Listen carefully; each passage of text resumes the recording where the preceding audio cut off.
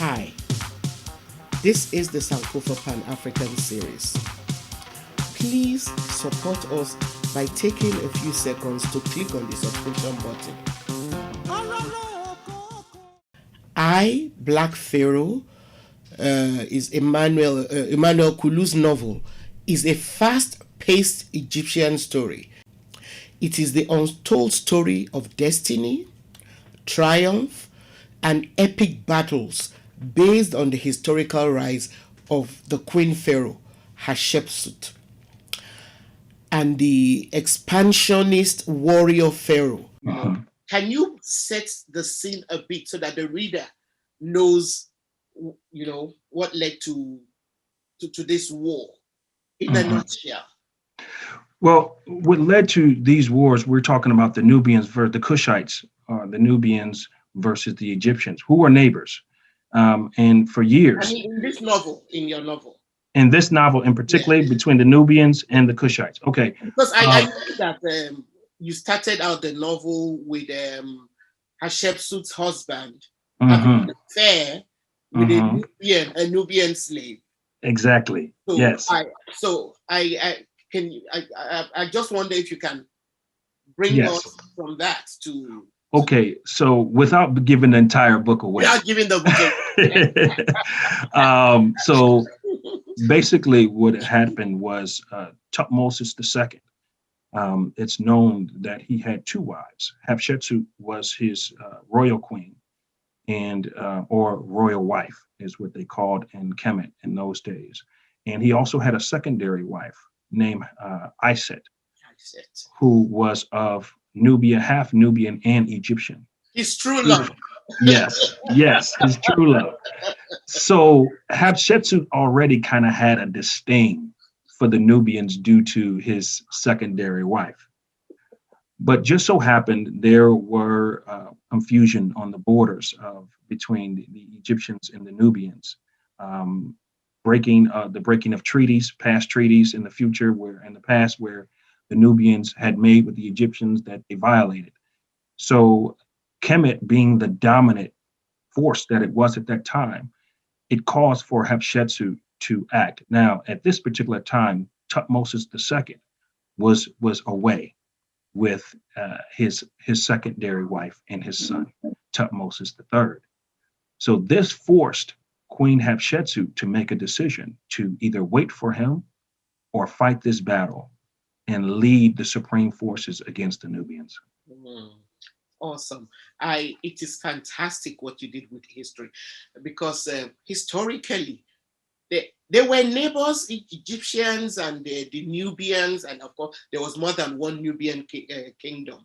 Right. But at one point, especially after the Egyptians kind of lost the forest region around the Nile, they needed wood and other things from Nubia, and they started raiding Nubia, so that eventually, when the Hyksos, who were one of the first people to conquer Egypt, when they came and conquered the upper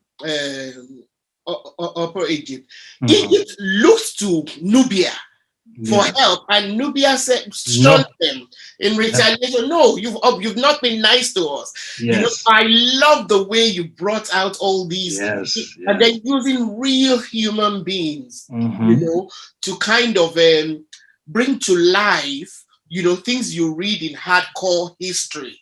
Yes. So it's awesome. And how much research did you do? I mean, I did 3 years worth of research. I mean, I was really interested in Ahmose originally, very interested in Ahmose and him restoring the native Egyptians back to Kemet because of the Hyksos, as you mentioned. So Hatshepsut was, if you notice when she's speaking throughout the book, she's restoring the glory of Kemet back to its original form from what Ahmose brought it back to, and back to what Narmer Menes started.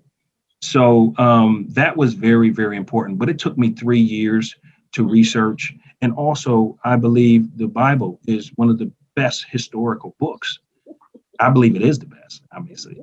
But that's why that had to be incorporated as well. Without giving away, there are some biblical connections of some of people's favorite characters Characters, mentioned yes. in the book in connection with Egypt and this the 18th dynasty. So of ancient Egypt, which happened to be the greatest dynasty that Egypt ever Mhm. had. And then, because of I've always been passionate about history anyway, and but I keep coming across this challenge. Why do we need to live in the past? Why do we, you know? So, what lessons are there, in these historical characters that you've brought to life in your book for us who are alive today? Mhm. Well, the lessons are we can learn from our past by some of the downfalls of some of our great African civilizations, but we also can learn to be let us romance in our glory as Mm, well. For for hundreds of years now, in the Americas at least, it's been force fed to us through media, through books, through television shows, through school curriculums that African people were poor, impoverished people who had no form contribution to history. And clearly, we know, according to the Greeks, that the Egyptians were very instrumental in their learning, in their science, in their mathematics, even their worship, yeah. even their use of speech. So that is so important to return to that. Even Europeans too, who rose to power after the 14th century, around 1492, when they started to send all these mercenaries everywhere, when they connected back to ancient Greece and ancient Rome as there to strengthen them to do what they eventually They did. claimed them Yes, in yes, order to be able to kind of embolden themselves yes, to take yes. on the world. Exactly, exactly. And that is the same thing for the African diaspora, is to connect back with Kemet, to remember the monarch of such a civilization was ancient Egypt. And actually, the first colonist civilization was actually ancient Egypt. It is the To cradle of civilization exactly. everywhere in the world. Uh-huh. Thousands of years before civilization anywhere else, it Mhm. started in Egypt. Egypt Yes, gave us the foundation of everything that we have today. exactly. So if we can realize that we're more than what's being promoted to us as an African people, as Yes, the diaspora. I yes. spent some time in Sudan and I spoke to some of the Sudanese brothers and sisters, and they mentioned to me that they knew nothing about the great Kushite kingdom. And that just it shook me so much of the miseducation that is happening back home. Yeah, To yeah. to not know how you can be in Nigeria and not be taught about Benin. Believe it or not, it happens. You know, it hurt me so bad because from my understanding, my father, he always studied the histories. He studied, so he was a little more advanced when it came to that. And that's something that we also need to understand is a lot of our brothers and sisters who made it over to the Western Hemisphere are the best of the best. Are the we are the best of the best because to go through the process of immigration to end up here, you already set it in your mind that you're going to be someone great. So I was raised with those things, and I was just surprised to see back home that the knowledge, understanding of who we were is very similar to what's going on over here in the Western Hemisphere. So when Black Panther came out, everyone, you're talking about African Americans, you're talking about Africans were empowered. So that inspired me to say, okay, I loved Wakanda, I love all of that stuff, but it was not a true story. I would like to tell a true African story that actually happened in history that shows our people who are still stables in history to this day. You just answered my next question, which was going to be, there are historical novels, there are historical stories. How is this different, from other historical novels? And the very fact that you've mentioned that it is based on real characters, Mhm, is something that I think makes it really, really rich and mhm, and unique. And it's good to bring that adventure to it, right? To bring out the adventure. That's why I wanted to write a historical fiction, to keep the core facts of it true, but to bring that fantasy, that the Egyptian mythology to it as well.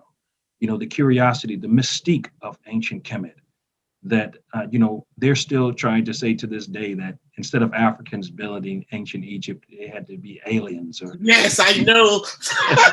There are people who would rather believe it was built that, but rather yeah, than concede that Africans did that, they'll say no, aliens must have. yeah, exactly.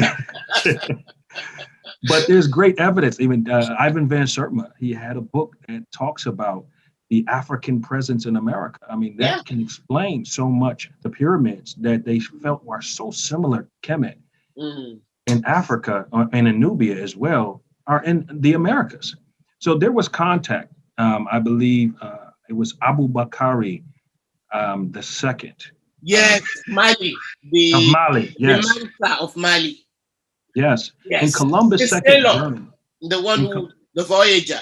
yes, yes, the explorer. Yeah, The Columbus second, he wrote his second journal, and he mentioned that the people, the Native Americans of Hispaniola, told him yeah, that they had golden spears from African traders. yeah, And he stole them, like he stole everything else. He stole them, took them to Spain, had them assayed, and found out they were from Western Mali. yeah. And So, Abubakar's, the person, the Mansa who reigned after Abubakar was Mansa Musa, the famous yes. one who went on a pilgrimage from Mali through Cairo Hmm. to Mecca. But by that time, Egypt was already declined. It was under Yes. the rule of Persians, Arabs, and Hmm. all that.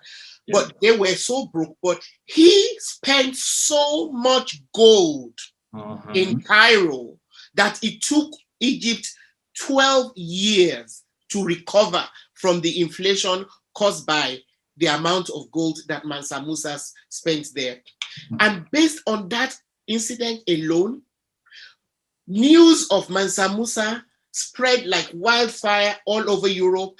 And because Europe was going through such a really bad time, there was famine, there was the Black Death, plague, they were Or poor, there was crop failure.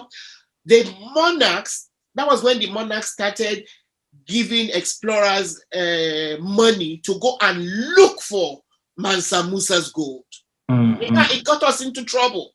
yes. In fact, a map came out that same year it's called the Catalan map, trying to locate Mali, Yes. and that was when all of them sent their mercenaries that they now Yeah. call explorers to go and look Yes. for Africa. And that And was literally 100 years, literally 100, maybe 192 years after the reign of Mansa Musa is when what Mansa Musa did, yes, we celebrated, but he also awoken the I know European it's nations. only been a bit more prudent. Yes. He has been less generous with the gold in Yes. Mecca and then Cairo and everywhere he stopped by. Yes. He, the richest man probably ever to live. I mean, they say over 500 billion in gold that Mansa, and that's just what they estimate. Yeah. So, but it is also There are economists who say compared to even the richest people alive today, Mansa Musa was still richer. exactly. If you compared, factored in inflation and all the dynamics of economics, he is still the richest man who ever lived. Exactly. And it's very notable when it comes to African history, to a lot of the stigma for African women is that African women are strong women. Well, it's very. I mean, this is one of them. By the way, it's funny how minds work. We just recorded, we had just recorded an episode of On Her Life as part of our African Legends. We haven't heard it yet. When you send the novel and I'm like, wow. Yeah.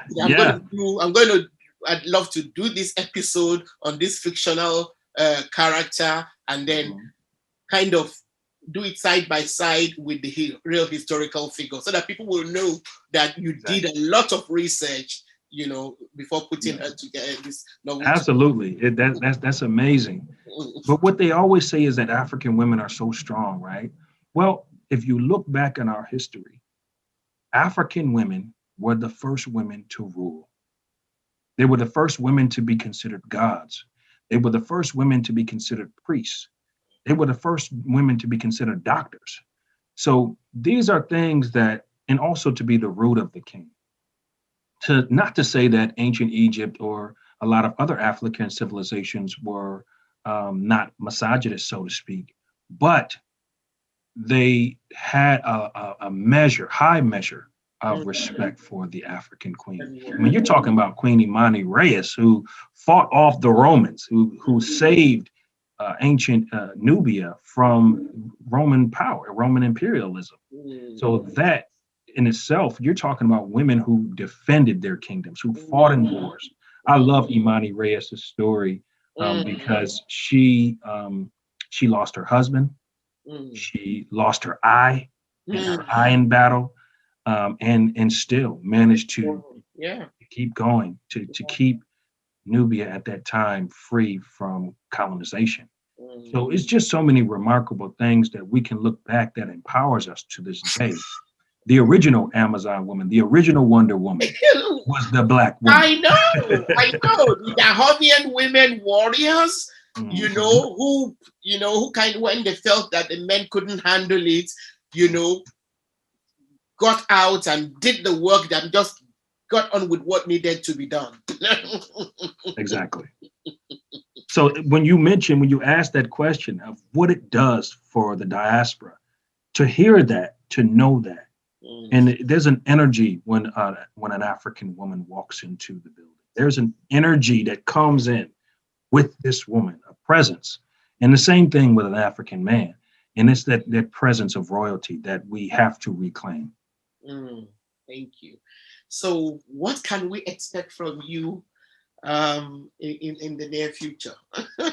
Near future is going to be the second edition of I Black Pharaoh Rise to Power, which is going to be I Black Pharaoh: The Golden Age of Triumph, which will have 3 new chapters added to the book.